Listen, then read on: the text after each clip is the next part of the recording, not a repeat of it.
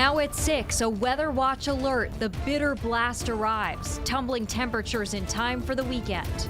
And we could take a run at some records, plus the staggering wind chills in store for tomorrow morning coming up. Keeping warm, the top priority. I'm just ready to bundle up, make sure we got our thermals on, our hats, our gloves. And making sure even the most vulnerable stay safe. When the temperatures come down, Officer Barrett gets out to help our homeless population. I'm Jim Altman in Hartford. More ahead on the Fox 61 News. We have live team coverage tracking the latest conditions across the state.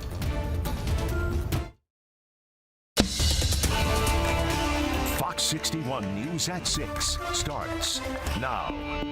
Right now at 6, a developing story tonight, a push by Waterbury police to justify a viral video of an arrest the community is calling into question for excessive force. Tonight, new dash cam and body cam video released.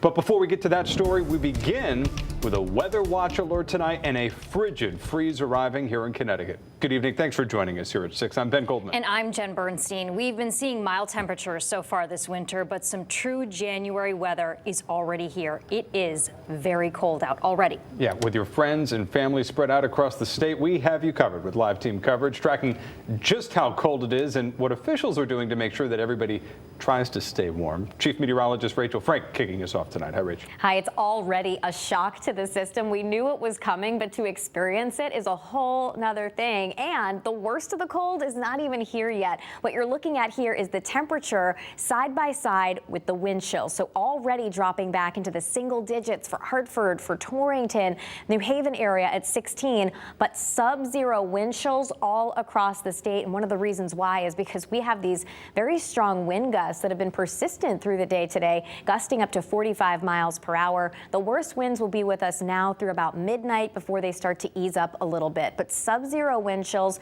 through about noon tomorrow. The coldest temperatures will be early tomorrow. Well, actual numbers will drop below freezing, but wind chills will be as low as 15 to 30 degrees below zero across the state. So the National Weather Service has issued wind alerts in effect, or wind chill alerts, I should say, across the state, just to warn people to take care of themselves and friends in weather like this, making sure people have access to heat, bundling up, limiting the amount of time that you spend outside, taking care of pets too. Temperatures tonight, 9 o'clock, dropping back into the single digits, even for the Connecticut shoreline, and below zero as we head towards daybreak tomorrow, with wind chills dropping again as low as 15 to 30 degrees below zero as we head towards daybreak tomorrow. We're going to talk about a big time rebound in temperatures for the second half of the weekend coming up.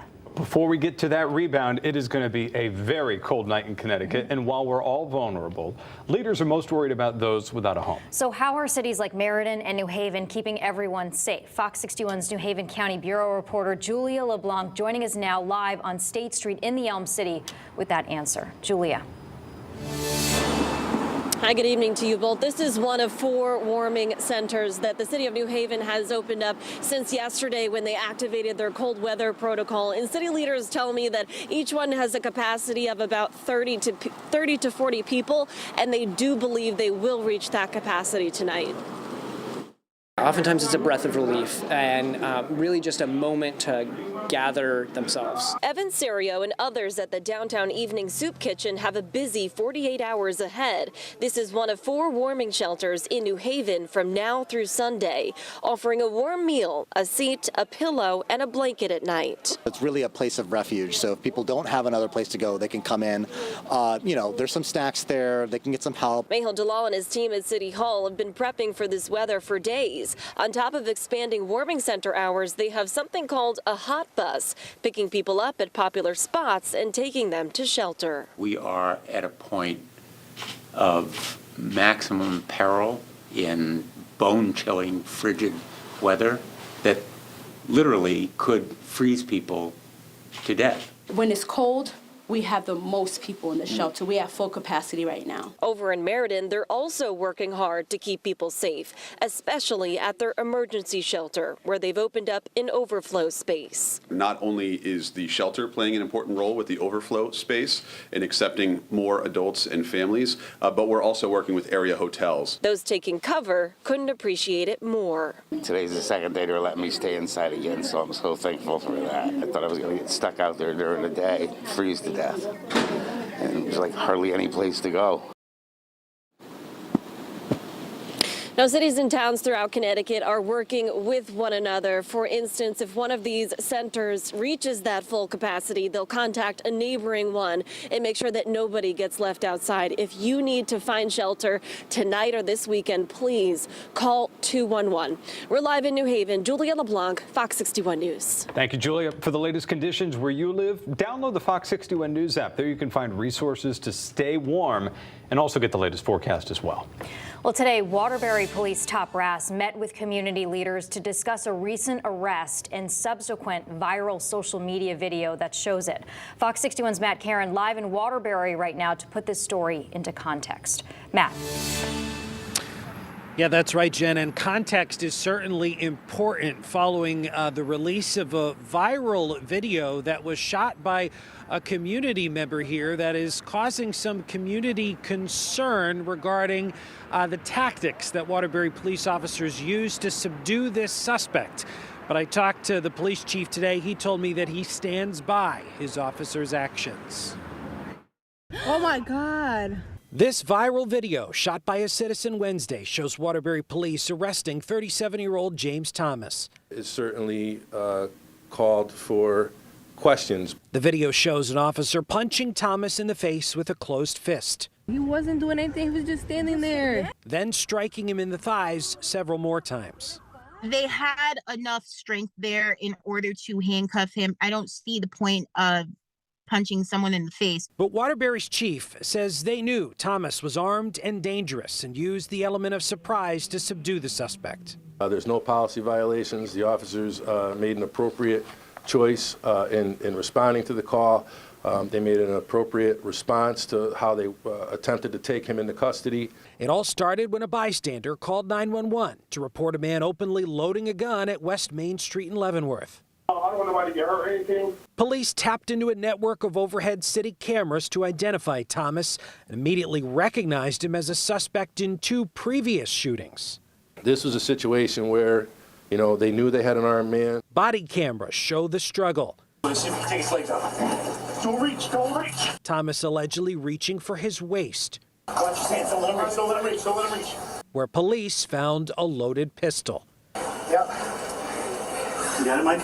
While in his backpack, police discovered more ammo, over 1,000 bags of heroin and 140 grams of cocaine. Still, some in the community question why the officers didn't deploy pepper spray or a taser. I don't think a taser would have been an appropriate choice. OC spray, listen, it's an option, it's available. They opted not to use it. The NAACP told Fox 61 they are formally investigating the matter. Now, Thomas was arraigned today on multiple gun and drug charges. Police tell me that in total, he's been connected back to 4 shootings in the city over the past several months. He's being held on $750,000 bond.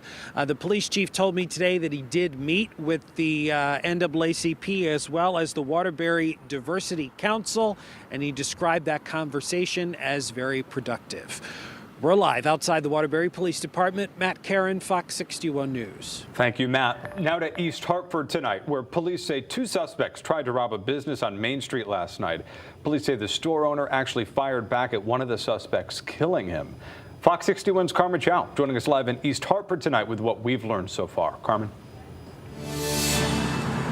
Ben and Jen, police just identified the suspect who was shot and killed as 26-year-old Dashar Haslam of Hartford. Now, police were here on scene all of last night and all of this morning, but that shooting took place inside that small business behind me. Happens too much often. That's why then it's not right. Because it's not supposed to be in this area. Longtime East Hartford residents say it is not the first time this part of Main Street has dealt with crime. Shortly after 10:30 Thursday night, they came out to police swarming this business called Humble and Paid Company. Bruno's Liquor is across the street from the business. Manager Nadeef Singh knew something had happened. Came in and I saw the cops there, and I was just really hoping anything didn't happen to him. Police say 26-year-old Jashar Haslam and another suspect, both wearing black ski masks, walked into the business planning to rob the owner. Records show Haslam had a criminal history of selling drugs and violating his probation. One of the suspects pulled out a gun, and police say the owner was shot in the back. Police could not say if Haslam was the one who pulled the trigger, but the owner did not back down. Another struggle ensued, and the store owner responded fire with his own two legally licensed firearms and returned fire to the suspect. Haslam was taken to the hospital where he was later pronounced dead. Police say the second suspect eventually ran out of the business and is still on the loose. Singh telling Fox 61 he was surprised this happened, considering it is usually quiet in the area. It's a very decent area, don't get me wrong, aside from this. This is like the first time that I know anything like that's happened here. Luckily, police were able to respond to the scene in a matter of minutes, given they are always patrolling downtown East Hartford. It's our downtown East Hartford area, so it's probably the most densely populated area. It's a high traffic area. Now, the store owner is in the hospital with non-life-threatening injuries. As for the second suspect, police are still looking for him. Live in East Hartford, Carmen Chow, Fox 61 News. All right, Carmen, thank you very much. West Hartford police say a student was approached by a mysterious man in a car who told that student to get in his car. Police said a student was walking home near the intersection of Kirkwood Road and Banton Road around 3:30. A man then pulled up and told that student to get in. The student ran to a nearby house and contacted the police. The suspect is described as an older man with gray hair driving a blue sedan. Anyone with information should contact West Hartford police. Police are still investigating an early morning shooting in New Haven that left a man in critical condition. It happened around 2 a.m. on Howard Avenue. Police located a man shot in the arm, stomach, and groin area.